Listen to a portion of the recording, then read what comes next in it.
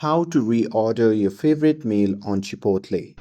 Hey everyone, welcome back to the channel.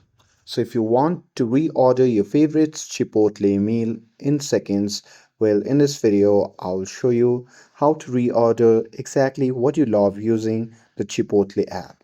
So now without further ado, let's get started. So first thing first, open the Chipotle app on your phone and make sure that you're logged in to your account.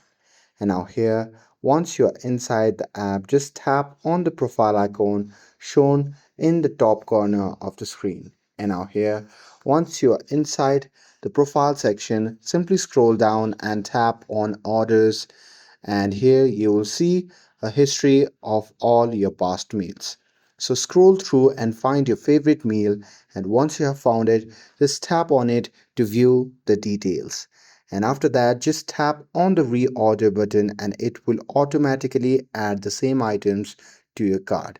Now here you can make edits if you need to, or just head straight to the checkout and choose your pickup or delivery options and you are done. And that's it.